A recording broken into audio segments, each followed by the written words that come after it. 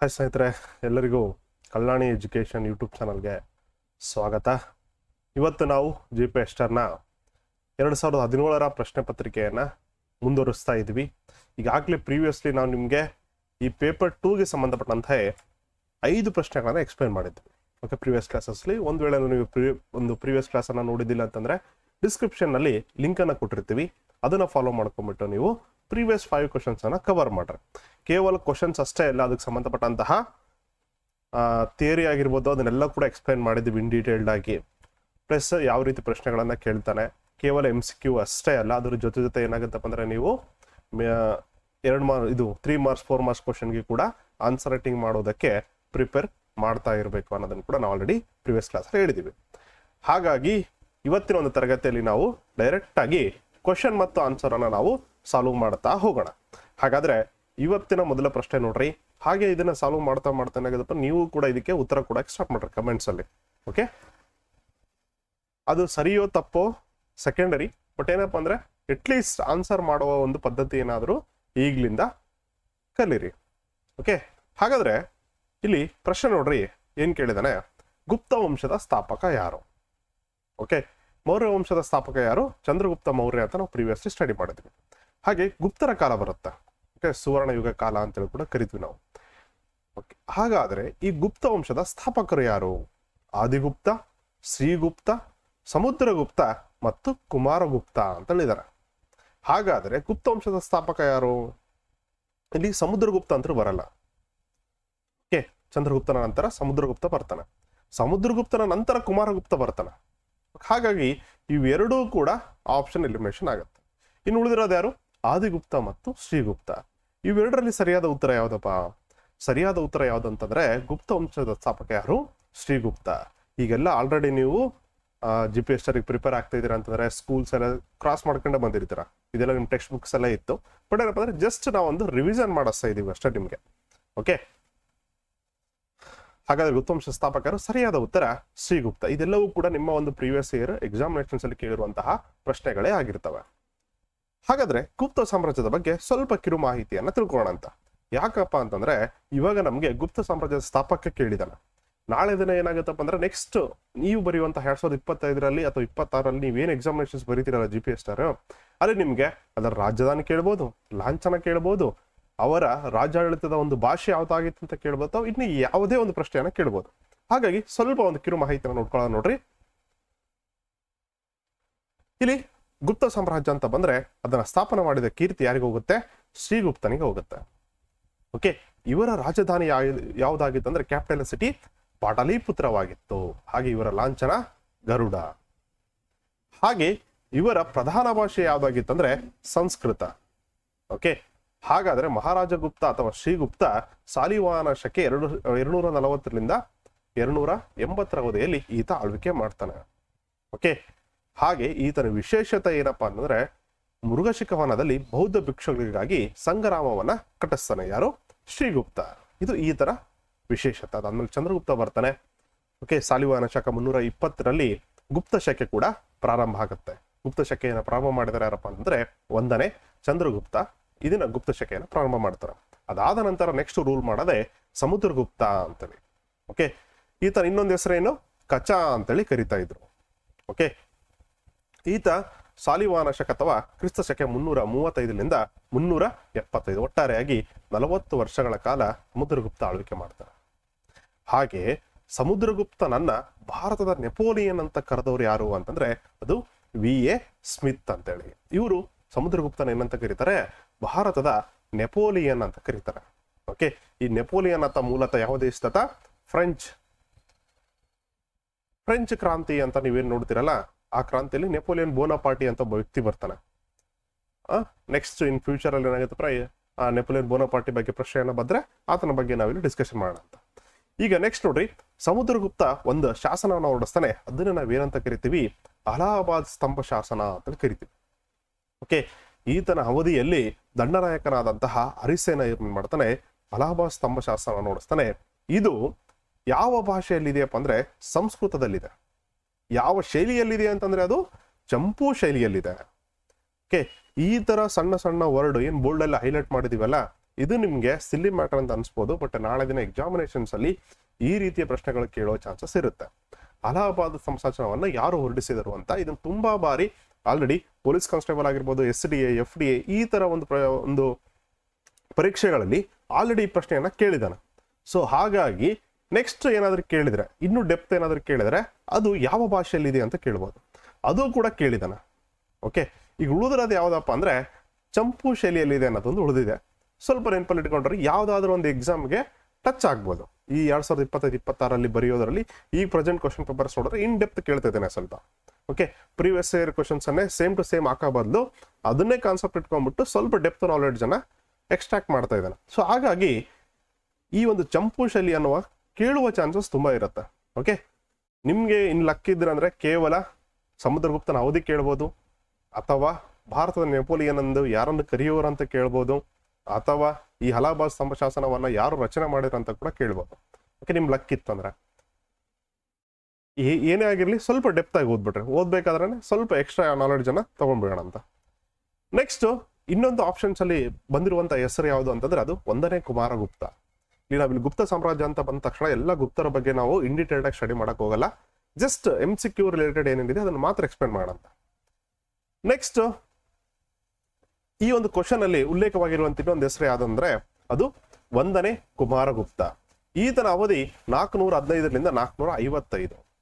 Okay, ಈತನ ಪ್ರಮುಖ ವಿಶೇಷತೆ ಏನಂತಂದ್ರೆ ಕುಮಾರಗುಪ್ತಂದು ತುಂಬಾ ಬರುತ್ತೆ. ಓಕೆ, ಬಟ್ ಅದರಲ್ಲಿ ತುಂಬಾ ವಿಶೇಷತೆ ಏನಂದ್ರೆ ಈತ ನಳಂದ ವಿಶ್ವವಿದ್ಯಾಲಯವನ್ನ ಸ್ಥಾಪನೆ ಮಾಡ್ತಾರೆ. ಇದು ಬಿಹಾರದಲ್ಲಿದೆ. ಈ ನಳಂದ ವಿಶ್ವವಿದ್ಯಾಲಯವನ್ನ 427ರಲ್ಲಿ ಈತ ಸ್ಥಾಪನೆ ಮಾಡ್ತಾರೆ. ಓಕೆ, ಈ ವಿಶ್ವವಿದ್ಯಾಲಯವು ಭಾರತದ ಬಿಹಾರ ರಾಜ್ಯದ ರಾಜ್ಗಿರ್ನಲ್ಲಿದೆ. ಓಕೆ, ರಾಜ್ಗಿರ್ನ ನಳಂದ ಜಿಲ್ಲೆಯಲ್ಲಿ ಕಂಡು ಬರುತ್ತೆ. ಯಾವುದು ಈ ನಳಂದ ವಿಶ್ವವಿದ್ಯಾಲಯ, ಇದನ್ನ ಯಾರು ಸ್ಥಾಪನೆ ಮಾಡ್ತಾರೆ ಅಂದ್ರೆ 1ನೇ ಕುಮಾರಗುಪ್ತ. ಈ ಅವಧಿಯಲ್ಲಿ ಪ್ರಮುಖ ಶಿಕ್ಷಣ ಕೇಂದ್ರಗಳಂತಂದ್ರೆ ತಕ್ಷಶಿಲಾ. ಓಕೆ, ತಕ್ಷಶಿಲಾ, ಈ ಕೌಟಿಲ್ಯ ಅಂತ ಕರಿತೀವಲ್ಲ, ಆತ ಇಲ್ಲಿಯೇ ಒಬ್ಬ ಟೀಚರ್ ಆಗಿದ್ದ. ತಕ್ಷಶಿಲಾ ಆಗಿರ್ಬೋದು, ನಳಂದ ಆಗಿರ್ಬೋದು, ಇವೆಲ್ಲವ ಪ್ರಮುಖ ಶಿಕ್ಷಣ ಕೇಂದ್ರಗಳು ಆಗಿದ್ದವು. ಪ್ರಾಚೀನ ಒಂದು ಇತಿಹಾಸವನ್ನು ಓದ್ತಾ ಇರ್ಬೇಕಾದ್ರೆ ಅದರಲ್ಲಿ ನಳಂದ ವಿಶ್ವವಿದ್ಯಾಲಯ ಸ್ಥಾಪನೆ ಮಾಡಿದ್ರೆ ಯಾರು? 1ನೇ Kumaragupta. Okay, next the most important, ಇನ್ನು ಕರ್ನಾಟಕ ಇತಿಹಾಸದ ಮೇಲೆ ಯಾವ ರೀತಿ ಪ್ರಶ್ನೆಯನ್ನ ಕೇಳಿದಾನೆ. ಸೊ ಇಲ್ಲಿ ಸೆಕ್ಷನ್ ವೈಸ್ ಡಿವೈಡ್ ಮಾಡಿದ್ವಿ. ಆಲ್ರೆಡಿ ಹೇಳಿದಾನೆ 2017 ಕ್ವಶನ್ ಪೇಪರ್ ಅನ್ನ ನಾವೇನ್ ಮಾಡಿದೀವಿ ಅಂದ್ರೆ ಹಿಸ್ಟ್ರಿಯಲ್ಲಿ ಎಷ್ಟು ಕೇಳಿದಾನೆ, ಜೋಗ್ರಫಿಯಲ್ಲಿ ಎಷ್ಟು ಕೇಳಿದಾನೆ, ಸಂವಿಧಾನದಲ್ಲಿ ಎಷ್ಟು ಕೇಳಿದಾನೆ, ಮತ್ತು ಇಲ್ಲಿ ಆರ್ಥಿಕತೆ ಮತ್ತು ವ್ಯವಹಾರ ಅಧ್ಯಯನದಲ್ಲಿ ಏನೆಲ್ಲ ಪ್ರಶ್ನೆಗಳು ಕೇಳಿದಾನೆ ಅದನ್ನು ಡಿವೈಡ್ ಮಾಡಿದೀವಿ. ಈಗ ನಾವು ಡಿಸ್ಕಷನ್ ಮಾಡ್ತಿರೋದು ಹಿಸ್ಟ್ರಿ ಕ್ವಶನ್ಸ್ ಮಾತ್ರ. ಟೋಟಲ್ 14 ಕ್ವಶನ್ಸ್ ಕೇಳಿದಾನೆ. ಓಕೆನಾ? ಅದರಲ್ಲಿ ಕೂಡ ನಾವು ಸ್ಟಾರ್ಟಿಂಗ್ ಅಲ್ಲಿ ಆನ್ಷಿಯಂಟ್ ಹಿಸ್ಟರಿಗೆ ಸಂಬಂಧಪಟ್ಟಂತೆ ಮತ್ತು ಧರ್ಮಗಳ ಉದಯದ ಬಗ್ಗೆ ಆಲ್ರೆಡಿ ಡಿಸ್ಕಷನ್ ಆಗಿದ್ದೀವಿ. ಈಗೇನಪ್ಪ ಅಂದ್ರೆ ಮಧ್ಯಕಾಲೀನ ಭಾರತ ಮತ್ತು ಕರ್ನಾಟಕದ ಇತಿಹಾಸದ ಬಗ್ಗೆ ನಾವು ಇಲ್ಲಿ ಡಿಸ್ಕಷನ್ ಮಾಡ್ತಾ ಹೋಗ್ತಿದ್ದೇವೆ. ವಿಜಯನಗರದ ಸ್ಥಾಪಕರಲ್ಲಿ ಇವರು ಒಬ್ರು, 4 ಜನ ಅಣ್ಣತಮ್ಮರಿರ್ತಾರೆ. ಓಕೆ, ಅದರಲ್ಲಿ ಯಾರು ಸ್ಥಾಪನೆ ಮಾಡ್ತಾರಪ್ಪ? ಸಂಗಮ, ಸಾಳುವ, ತುಳುವ, ಅರವೀಡುವ ಅಂತ 4 ಸಂಗಮ, ಸಾಳುವ, ತುಳುವ ಮತ್ತು ಅರವೀಡು ಅಂದ್ರೆ 4 ಸಂತತಿಗಳು ಬರ್ತವೆ ವಿಜಯನಗರ ಸಾಮ್ರಾಜ್ಯವನ್ನ ಆಳಿದವರಲ್ಲಿ. ಹಾಗೆ ಇದು ಯಾವಾಗ ಸ್ಥಾಪನೆ ಆಗುತ್ತೆ? 1336ರಲ್ಲಿ ಈ ಒಂದು ವಿಜಯನಗರ ಸಾಮ್ರಾಜ್ಯ ಸ್ಥಾಪನೆ ಆಗುತ್ತೆ ಅಂತ ಹೇಳಿದ್ವಿ. ಹೌದಾ? ವಿದ್ಯಾರಣ್ಯರು ಅನ್ನೋ ಒಬ್ಬ ಋಷಿ ಇರ್ತಾರೆ, ಇವರ ಒಂದು ಕೃಪೆಯ ಮೂಲಕ ವಿಜಯನಗರ ಸಾಮ್ರಾಜ್ಯ ಸ್ಥಾಪನೆ ಆಯಿತು ಅಂತ ಹೇಳ್ತೀವಿ. ಹಾಗಾದ್ರೆ ವಿಜಯನಗರ ಸಾಮ್ರಾಜ್ಯ ಸ್ಥಾಪನೆ ಮಾಡಿದವರು ಯಾರು? ಕೃಷ್ಣದೇವರಾಯ ಅಂತೂ ಬರೋದಿಲ್ಲ, ಹೌದಿಲ್ಲ? ಯಾಕಂದ್ರೆ ಈತ ತುಳುವ ವಂಶಸ್ಥ. ಇನ್ನು ಸದಾಶಿವರಾಯ, ರಾಮರಾಯ ಕೂಡ ಬರಲ್ಲ. ಯಾಕೆ? ಇವರು 1565ರಲ್ಲಿ ನಡೆದಂತಹ ತಾಳಿಕೋಟೆ ಕದನದಲ್ಲಿ ಭಾಗವಹಿಸಿರ್ತಾರೆ, ಹೌದಿಲ್ಲ? ಹಾಗಾಗಿ ಇವರು ಕೂಡ ಎಲಿಮಿನೇಷನ್. ಉಳಿದಿರೋದು ಯಾರು? ಹರಿಹರ ರಾಯ ಮತ್ತು ಬುಕ್ಕರಾಯ ಅಂತೇಳಿ ಇಬ್ಬರು ಅಣ್ಣತಮ್ಮರು ಮುಖ್ಯವಾಗಿ ಈ ವಿಜಯನಗರ ಸಾಮ್ರಾಜ್ಯವನ್ನ ಸ್ಥಾಪನೆ ಮಾಡ್ತಾರೆ. ಹಾಗಾದ್ರೆ ಆಪ್ಷನ್ ಯಾವುದು? ಆಪ್ಷನ್ ಡಿ ಇಲ್ಲಿ ಸರಿಯಾದ ಉತ್ತರ ಆಗುತ್ತೆ. ಓಕೆನಾ? ಸ್ವಲ್ಪ ಎಕ್ಸ್ಪ್ಲನೇಷನ್ ಅನ್ನ ನೋಡೋಣ. ವಿಜಯನಗರ ಸಾಮ್ರಾಜ್ಯವನ್ನು ನೋಡೋದಾದ್ರೆ ನಾವಿಲ್ಲಿ 1336ರಿಂದ 1646 ಅಂದ್ರೆ ಆಲ್ಮೋಸ್ಟ್ 310 ಅಂದ್ರೆ ಅರೌಂಡ್ 300 ಇಯರ್ಸ್ ತಗೋರಿ. 300 ವರ್ಷಗಳ ಕಾಲ ಇವರು ಕರ್ನಾಟಕದಲ್ಲಿ ಆಳ್ವಿಕೆಯನ್ನ ಮಾಡಿರ್ತಾರೆ, ಹೌದಾ? ಇವರ ಒಂದು ಅವಶೇಷಗಳನ್ನ ನೋಡೋದಾದ್ರೆ, ವಿಜಯನಗರ ಸಾಮ್ರಾಜ್ಯದ ಪ್ರೆಸೆಂಟ್ ಅವಶೇಷಗಳನ್ನ ನೋಡಿದ್ರೆ ನಾವು ಫೇಮಸ್ ಯಾವುದು? Hampi. UNESCO world heritage site ಅಲ್ಲಿ ಕೂಡ ಇದನ್ನ ಸೇರಿಸಲಾಗಿದೆ. ಹಾಗೂ ಕರ್ನಾಟಕದಲ್ಲಿ ಮೊಟ್ಟ ಮೊದಲ ಯುನೆಸ್ಕೋ ವರ್ಲ್ಡ್ ಹೆರಿಟೇಜ್ ಸೈಟ್ ಯಾವುದಂದ್ರೆ ಅದು ಹಂಪಿ. ಓಕೆನಾ. ಹಾಗೆ 50 ರೂಪಾಯಿ ನೋಟ್ ಮೇಲೆ ಕೂಡ ಹಂಪಿಯ ಕಲ್ಲಿನ ರಥವನ್ನ ಕೂಡ ಇಲ್ಲಿ ಮೆನ್ಷನ್ ಮಾಡಲಾಗಿದೆ. ಅಷ್ಟು ಪ್ರಸಿದ್ಧವಾದಂತಹ ವಿಜಯನಗರ ಸಾಮ್ರಾಜ್ಯ. ಇದನ್ನ ಸ್ಥಾಪನೆ ಮಾಡಿದರೆ ಯಾರು? ಹರಿಹರ ರಾಯ ಮತ್ತು ಬುಕ್ಕರಾಯ ಅಂತೇಳಿ ಇವರಿಬ್ರು ಸ್ಥಾಪನೆ ಮಾಡ್ತಾರೆ. ಬಟ್ ಒಟ್ಟಾರೆಯಾಗಿ 5 ಜನ ಅಣ್ಣತಮ್ಮರು ಇರ್ತಾರೆ.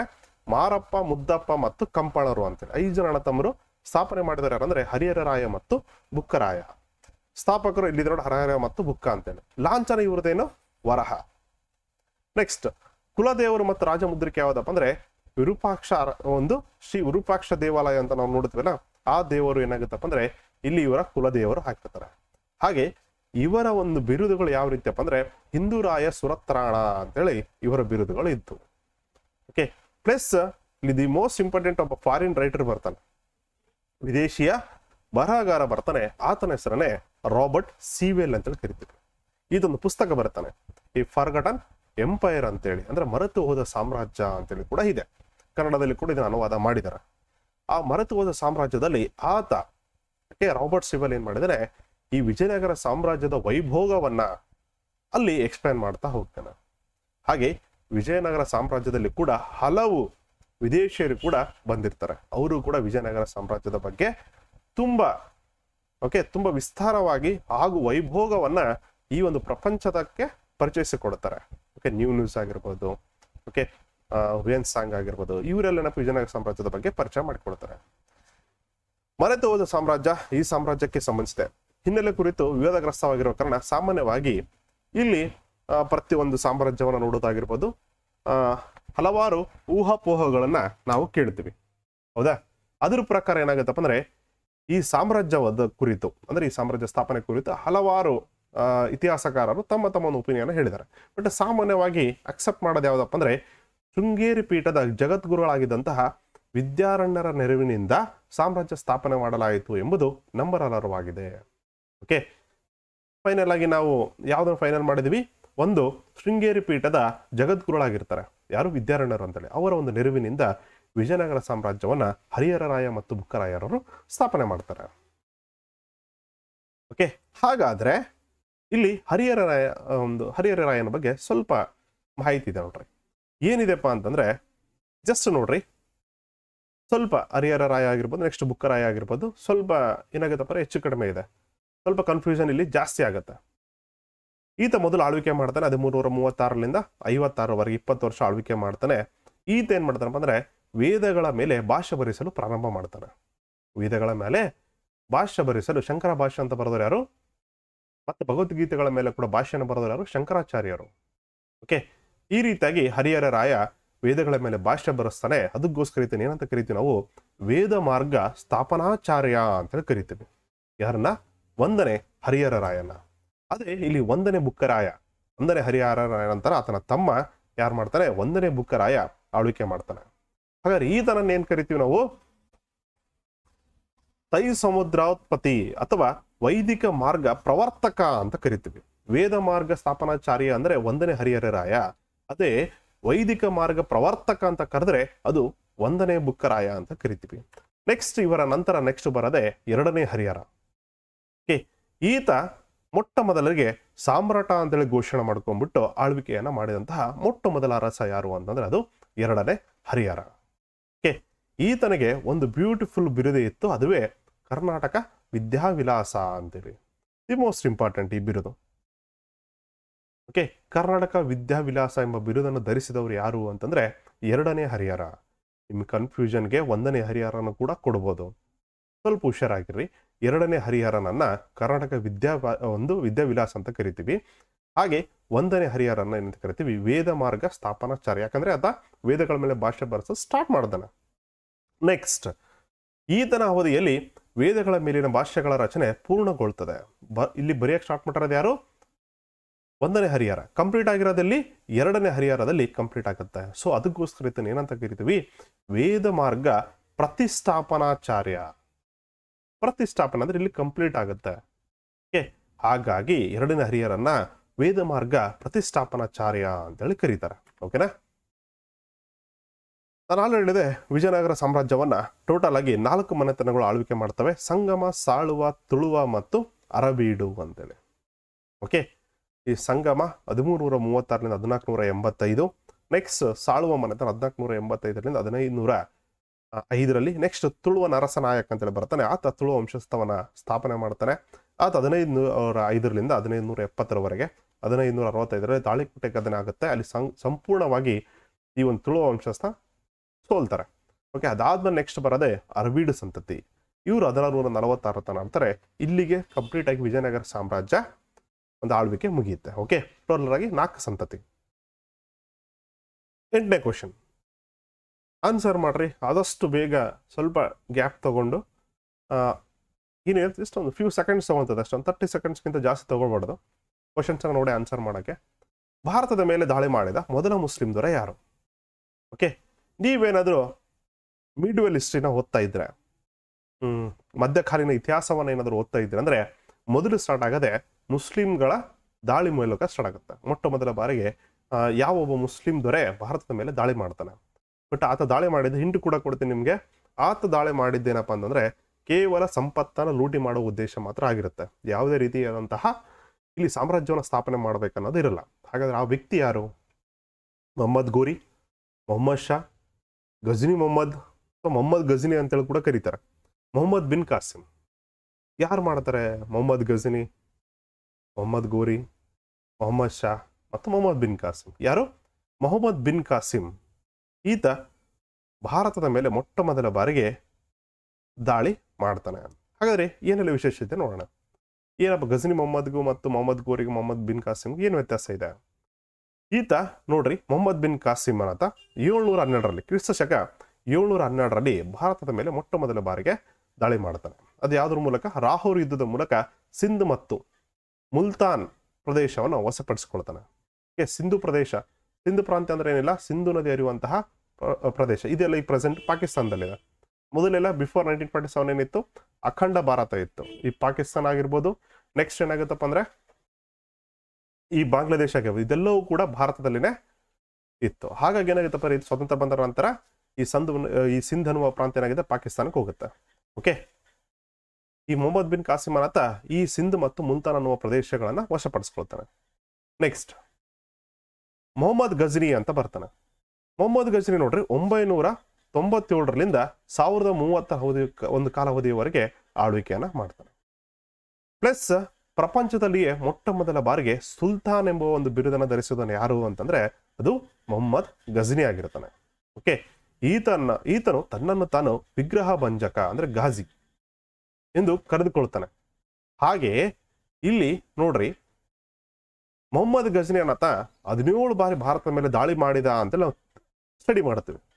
ಹಾಗಾದ್ರೆ ಇದನ್ನ ಹೇಳಿದವರು ಯಾರು? ಹೆನ್ರಿ ಈಲಿಯಟ್ ಅಂತ ಒಬ್ಬ ಇತಿಹಾಸಕಾರ ಬರ್ತಾನೆ. ಓಕೆ, ಈತ ಏನೇನು ಹೇಳ್ತಾನಪ್ಪ ಅಂದ್ರೆ ಭಾರತದ ಮೇಲೆ 17 ಬಾರಿ ದಂಡಯಾತ್ರೆ ಮಾಡಿದನು ಅಂತ ಹೇಳ್ತಾನೆ. ಓಕೆ, ಬಟ್ ಇಲ್ಲಿ ಕೂಡ ಮೊಹಮ್ಮದ್ ಗಜ್ನಿಯ ಮೂಲ ಉದ್ದೇಶ ಏನಿರ್ತಪ್ಪ ಅಂದ್ರೆ ಸಂಪತ್ತನ್ನ ಲೂಟಿ ಮಾಡುವುದಾಗಿರ್ತದೆ. ದಿ ಮೋಸ್ಟ್ ಇಂಪಾರ್ಟೆಂಟ್ ಈ ಪಾಯಿಂಟ್ ನೋಡ್ರಿ. ಓಕೆ, ಕೆಲವೊಂದ್ಸಲ ಅಪ್ಲೈಡ್ ಕೂಡ ಕೇಳಬಹುದು. ಓಕೆ, ಮೊಹಮ್ಮದ್ ಗಜ್ನಿ 17 ಬಾರಿ ಮೊಹಮ್ಮದ್ ಗಜ್ನಿಯ ದಾಳಿಯ ಮುಖ್ಯ ಉದ್ದೇಶ ಕೆಳಗಿನಲ್ಲಿ ಯಾವುದು ಅಲ್ಲ ಅಂತೇಳಿ ಕೂಡ ಕೇಳಬಹುದು. ಓಕೆ, ಇಲ್ಲಿ ಸಾಮ್ರಾಜ್ಯ ಸ್ಥಾಪನೆ ಮಾಡೋ ಆತನ ಮೂಲ ಉದ್ದೇಶ ಆಗಿರೋದಿಲ್ಲ. ಏನು ಉದ್ದೇಶ ಆಗಿರ್ತದೆ? ಕೇವಲ ದಾಳಿ ಮಾಡಿ ಅಲ್ಲಿರುವಂತಹ ಭಾರತದಲ್ಲಿರುವಂತಹ ಸಂಪತ್ತನ್ನ ಲೂಟಿ ಮಾಡುವುದೇ ಆಗಿರುತ್ತದೆ. ನೆಕ್ಸ್ಟ್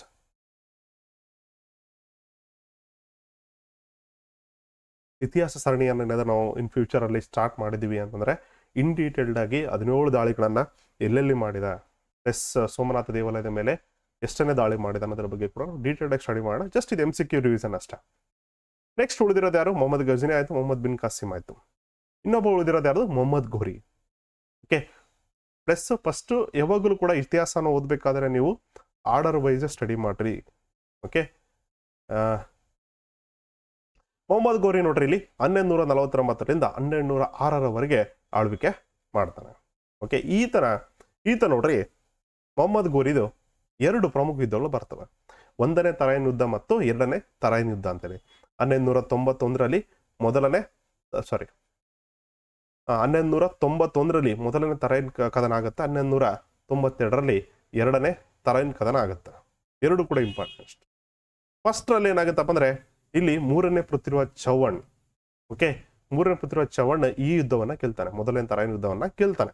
ಬಟ್ ತದನಂತರದಲ್ಲಿ ಏನಾಗುತ್ತೆ, ಈ ಮೊಹಮ್ಮದ್ ಗೋರಿ ಅನ್ನತ ಎರಡನೇ ತರಾಯಿನ್ ಕದನದಲ್ಲಿ ಮೂರನೇ ಪೃಥ್ವಿರಾಜ ಚೌಹಾಣನ್ನ ಸಂಪೂರ್ಣವಾಗಿ ಸೋಲಿಸ್ತಾನೆ.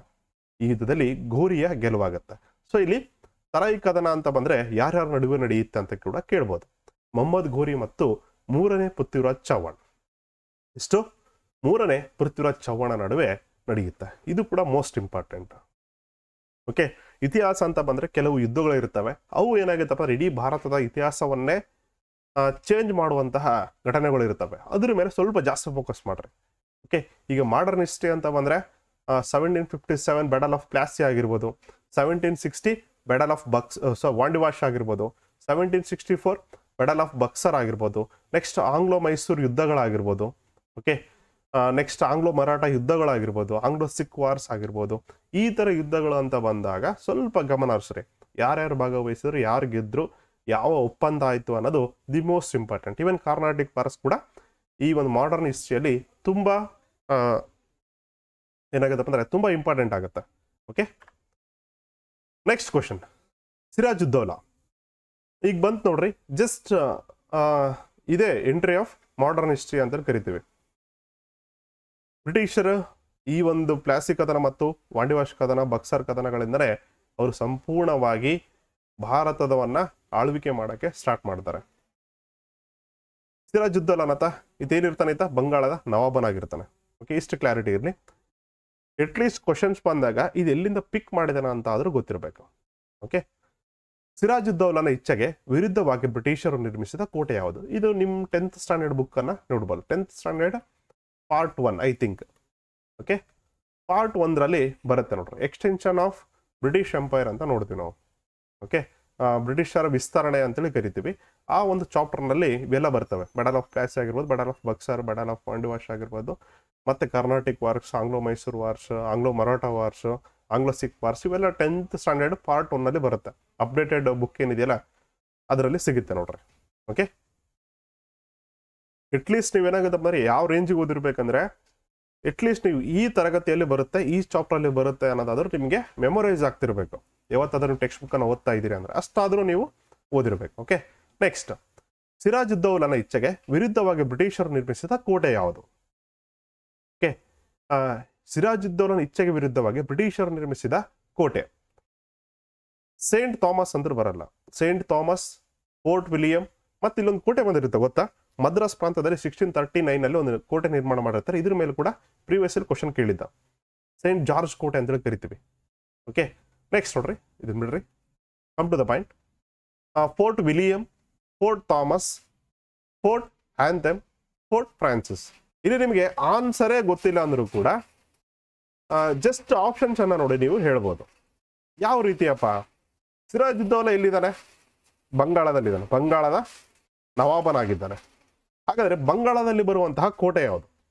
ಫೋರ್ಟ್ ವಿಲಿಯಂ ಕೋಟೆ ಬಂಗಾಳದ ಒಂದು ಕಲ್ಕತ್ತಾದಲ್ಲಿ ಎಸ್ಟಾಬ್ಲಿಷ್ಮೆಂಟ್ ಆಗಿರುತ್ತೆ. ಓಕೆ, 3 ನಗರಗಳನ್ನ ಖರೀದಿ ಮಾಡಿ ಅಲ್ಲಿ ಫೋರ್ಟ್ ವಿಲಿಯಂ ಕೋಟೆಯನ್ನು ಕೊಟ್ಟಿರ್ತಾರೆ. ಅದನ್ನ ಒಂದು ದುರಸ್ತಿ ಮಾಡ್ತಿರ್ತಾರೆ ಬ್ರಿಟಿಷರು. ಇಲ್ಲಿ ಏನ್ ಹೇಳ್ತಾರಪ್ಪ ಅಂದ್ರೆ, ಸಿರಾಜುದ್ದೌಲಾ ನೀವು ಯಾವುದೇ ಕಾರಣಕ್ಕೂ ಫೋರ್ಟಿಫೈ ಮಾಡಂಗಿಲ್ಲ, ಕೋಟೆಗಳನ್ನ ಕಟ್ಟಂಗಿಲ್ಲ, ಪ್ಲಸ್ ಔಟರ್ಗಳನ್ನ ರಿಪೇರಿ ಮಾಡಂಗಿಲ್ಲ, ಪ್ಲಸ್ ನಿಮ್ಮ ಒಂದು ಸೈನ್ಯವನ್ನ ಅಲ್ಲಿ ನಿಯೋಜನೆ ಮಾಡಂಗಿಲ್ಲ ಅಂತೇಳಿ ಯಾರು ಆರ್ಡರ್ ಮಾಡ್ತಾರೆ? ಸಿರಾಜುದ್ದೌಲಾ ಆರ್ಡರ್ ಮಾಡ್ತಾನೆ. ಆತ ಅಷ್ಟು ಹೇಳಿದ್ರು ಕೂಡ ಏನ್ ಮಾಡ್ತಾರೆ ಅಂತಂದ್ರೆ ಅವ್ರು ಬ್ರಿಟಿಷರು ಆ ಕೋಟೆಯನ್ನ ನಿರ್ಮಾಣ ನೆಗ್ಲಿಜೆನ್ಸಿ ಮಾಡ್ತಾರೆ ಸಿರಾಜುದ್ದೌಲಾನ. ಸೊ ಅವಾಗ ಏನ್ ಮಾಡ್ತಾನೆ ಸಿರಾಜುದ್ದೌಲಾ? ಫೋರ್ಟ್ ವಿಲಿಯಂ ಕೋಟೆ ಮೇಲೆ ದಾಳಿ ಮಾಡಿ ಆ ಕೋಟೆಯನ್ನು ಸಂಪೂರ್ಣವಾಗಿ ವಶಕ್ಕೆ ಪಡ್ಕೊಳ್ತಾನೆ. ಓಕೆ, ಅದರ ಆನ್ಸರ್ ಏನು? ಆಪ್ಷನ್ ಎ ನೋಡ್ರಿ. ಬಂಗಾಳದ ನವಾಬನಾದ ಹರಿವರ್ಧನ್ ಖಾನ್ ಅಂತೇಳಿ ಬರ್ತಾನೆ. ಓಕೆ, ಈತ 1756ರಲ್ಲಿ ನಿಧನನಾಗ್ತಾನೆ. ಈತನ ನಂತರ ಆತನ ಮೊಮ್ಮಗನಾದಂತಹ ಸಿರಾಜುದ್ದೌಲಾ ಅಧಿಕಾರಕ್ಕೆ ಬರ್ತಾನೆ. ಓಕೆ, ಇಲ್ಲೇನಾಗಿತ್ತಪ್ಪ ಅಂದ್ರೆ ಸಿರಾಜುದ್ದೌಲಾನ ಅನುಮತಿ ಇಲ್ಲದೆ ಈಸ್ಟ್ ಇಂಡಿಯಾ ಕಂಪನಿ ಏನ್ ಮಾಡುತ್ತೆ? ಫೋರ್ಟ್ ವಿಲಿಯಂ ಕೋಟೆಯ ದುರಸ್ತಿ ಕಾರ್ಯವನ್ನ ಕೈಗೊಂಡಿರ್ತಾರೆ ಹಾಗೂ ಫಿರಂಗಿಗಳನ್ನು ತೆಗೆದು ಹಾಕಲು ಸೂಚಿಸಿದರು. ಯಾರು? ಸಿರಾಜುದ್ದೌಲಾ. ಓಕೆ, ಕೋಟೆಗಳನ್ನ ದುರಸ್ತಿ ಮಾಡಿಸಿ ಅದರ ಮೇಲೆ ಫಿರಂಗಿಗಳನ್ನು ಕೂಡ ಅವರು ನಿಯೋಜನೆ ಮಾಡ್ತಿರ್ತಾರೆ. ಸೊ ಅದನ್ನ ಈ ತರ ಮಾಡಬಾರ್ದು. ಓಕೆ, ಏನು ಕೂಡ ಡೆವಲಪ್ಮೆಂಟ್ಸ್ ಅನ್ನ ಮಾಡಬಾರ್ದು ವಿತೌಟ್ ಮೈ ಪರ್ಮಿಷನ್ ಅಂತೇಳಿ ಸಿರಾಜುದ್ದೌಲಾ ಆರ್ಡರ್ ಮಾಡ್ತಾನೆ. ಆದ್ರೂ ಕೂಡ ಏನ್ ಮಾಡ್ತಾರೆ ಬ್ರಿಟಿಷರು? ಅದನ್ನ ಪಾಲಿಸಲ್ಲ. ಇದು ಸಿರಾಜುದ್ದೌಲನ್ಗೆ ಒಂದು ಆಕ್ರೋಶಕ್ಕೆ ಕಾರಣ ಆಗುತ್ತೆ. ಅದರ ನಂತರದಲ್ಲಿ ಏನಾಗುತ್ತಪ್ಪ ಅಂದ್ರೆ ಇಲ್ಲಿ ಸಿರಾಜುದ್ದೌಲಾ ವಾಪಸ್ ಈ ಕಲ್ಕತ್ತಾದ ಮೇಲೆ ಅಥವಾ ಫೋರ್ಟ್ ವಿಲಿಯಂ ಕೋಟೆ ಮೇಲೆ ದಾಳಿ ಮಾಡಿ ಅದನ್ನು ವಶಕ್ಕೆ ಪಡ್ಕೊಳ್ತಾನೆ. ಓಕೆ, ಅದಾದ್ಮೇಲೆ ವಾಪಸ್ ಯಾರು ರಾಬರ್ಟ್ ಕ್ಲೈವ್ ಏನಾಗುತ್ತಪ್ಪ ಸಿರಾಜುದ್ದೌಲನ ಮೇಲೆ ಯುದ್ಧ ಸಾರ್ತಾನೆ. ಅದುವೇ ದಿ ಫೇಮಸ್ ವಾರ್, ಅದನ್ನೇನಂತ ಕರಿತೀವಿ ನಾವು ಬ್ಯಾಟಲ್ ಆಫ್ ಪ್ಲಾಸಿ ಅಂತ ಕರಿತೀವಿ. ಇದು ಇಡೀ ಮಾಡರ್ನ್ ಹಿಸ್ಟ್ರಿಯಲ್ಲಿಯೇ ಅಥವಾ ಭಾರತದ ಇತಿಹಾಸದಲ್ಲಿನೇ ಮೋಸ್ಟ್ ಇಂಪಾರ್ಟೆಂಟ್ ಕದನ. ಓಕೆ, ನೆಕ್ಸ್ಟ್ ನೋಡ್ರಿ, ರಾಬರ್ಟ್ ಕ್ಲೈವನು 1757 ಜೂನ್ 23ರಂದು ಸಿರಾಜುದ್ದೌಲನ ಮೇಲೆ ಕದನ ಸಾರಿದನು. ಪ್ಲಾಸಿ ಎಂಬಲ್ಲಿ ನಡೆದ ಕದನದಲ್ಲಿ ಕ್ಲೈವನು ಸಿರಾಜನನ್ನು ಸೆರೆ ಹಿಡಿದು ಕೊಲ್ಲಲಾಯಿತು. ನಂತರ ಸಿರಾಜನ ಸೇನಾಪತಿಯಾದ ಮೀರ್ ಜಾಫರ್ನನ್ನು ಮಂಗಳದ ನವಾಬನನ್ನಾಗಿ ಮಾಡಲಾಗುತ್ತೆ. ಇಲ್ಲೇನಾಗುತ್ತೆ ಈ ಯುದ್ಧದಲ್ಲಿ, ಜಸ್ಟ್ ಒನ್ ಮಿನಿಟ್ ಅಷ್ಟೇ, ಇಲ್ಲೇನಾಗುತ್ತಪ್ಪ ಅಂದ್ರೆ ರಾಬರ್ಟ್ ಕ್ಲೈವ್ ಮೀರ್ ಜಾಫರ್ನ ಆತ ಸಿರಾಜುದ್ದೌಲನ ಸೇನಾಧಿಕಾರಿ ಆಗಿರ್ತಾನೆ. ಮೀರ್ ಜಾಫರ್ಗೆ ಜಸ್ಟ್ ನಿನ್ಗೆ ಬಂಗಾಳದ ನವಾಬನನ್ನಾಗಿ ಮಾಡ್ತೀನಿ ಅಂತೇಳಿ ಆಸೆ ಒಡ್ಡಿ ಈ ಒಂದು ಯುದ್ಧದಲ್ಲಿ ತಟಸ್ಥನಾಗಿ ನಿಲ್ಲುವುದಕ್ಕೆ ಒಪ್ಪಂದ ಮಾಡಿಕೊಂಡಿರ್ತಾನೆ. ಓಕೆ, ಅದೇ ತರನು ಕೂಡ ಮೀರ್ ಜಾಫರ್ ಕೂಡ ಯಾವುದೇ ಯುದ್ಧವನ್ನ ಮಾಡಲ್ಲ ಸಿರಾಜುದ್ದೌಲನ ಪರವಾಗಿ. ಅವಾಗ ಏನಾಗುತ್ತಪ್ಪ ಅಂದ್ರೆ ಸಿರಾಜುದ್ದೌಲು ಸೋಲ್ತಾನೆ, ಪ್ಲಸ್ ಆತನನ್ನ ಸೆರೆ ಹಿಡಿಯಲಾಗತ್ತೆ, ಪ್ಲಸ್ ಕೊಲ್ಲಲಾಗತ್ತೆ. ಓಕೆ, ಮಾತಿಗೆ ತಕ್ಕಂತೆ ಏನಾಗುತ್ತಪ್ಪ ಮೀರ್ ಜಾಫರ್ನ ಬಂಗಾಳದ ನವಾಬರನ್ನಾಗಿ ಮಾಡ್ತಾನೆ. ಓಕೆ, ಸಿರಾಜುದ್ದೌಲ 1556ರಿಂದ 1557, ಕೇವಲ 1 ವರ್ಷದ ಅವಧಿಯವರೆಗೆ ಮಾತ್ರ ಈತ ಇರ್ತಾರೆ. ಪ್ಲಸ್ ಈತ ಬಂಗಾಳದ ಕೊನೆಯ ಸ್ವತಂತ್ರ ರಾಜ ಅಂತ ಕರಿತೀವಿ. ಅದಾದ ನಂತರ ಬಂದಂತಹ ಮೀರ್ ಜಾಫರ್ ಏನಾಗುತ್ತಪ್ಪ ಅಂದ್ರೆ ಈ ಬ್ರಿಟಿಷ್ ಅಥವಾ ಈಸ್ಟ್ ಇಂಡಿಯಾ ಕಂಪನಿಯ ಕೈಗೊಂಬೆಯಾಗಿ ಕೆಲಸ ಮಾಡ್ತಾನೆ. ಓಕೆ, ಇದೆಲ್ಲ ನಮ್ಮ ಟೆಕ್ಸ್ಟ್ ಬುಕ್ ಅಲ್ಲಿ ಇರುವಂತಹ ಮಾಹಿತಿ. ನಾನು ಆಲ್ರೆಡಿ ಹೇಳಿದೆ ನಿಮಗೆ, ಇತಿಹಾಸಕ್ಕೆ ಸಂಬಂಧಪಟ್ಟಂತಹ 6th ಸ್ಟ್ಯಾಂಡರ್ಡ್ಲಿಂದ ಹಿಡಿದು 6th to 12th ಸ್ಟ್ಯಾಂಡರ್ಡ್ ವರೆಗೆ NCERT ಆಗಿರ್ಬೋದು, ನೆಕ್ಸ್ಟ್ ಏನಪ್ಪ ಅಂದ್ರೆ ಕರ್ನಾಟಕ ಟೆಕ್ಸ್ಟ್ ಬುಕ್ಸ್ ಆಗಿರ್ಬೋದು, DSCTs ಆಗಿರ್ಬೋದು, ತಮಿಳ್ನಾಡು NCERT ಬುಕ್ಸಸ್ ಆಗಿರ್ಬೋದು, ಪ್ಲಸ್ ಇಗ್ನೋ ಯೂನಿವರ್ಸಿಟಿ ಬುಕ್ಸಸ್, ಈ ತರ ಹಲವಾರು ಪುಸ್ತಕಗಳನ್ನ ರೆಫರೆನ್ಸ್ ಮಾಡಿ ಪ್ಲಸ್ ಟೆಕ್ಸ್ಟ್ ಬುಕ್ ಇರುವಂತಹ ಮಾಹಿತಿಗಳನ್ನೇ ನಾವು ಹಾಕಿದ್ದೀವಿ.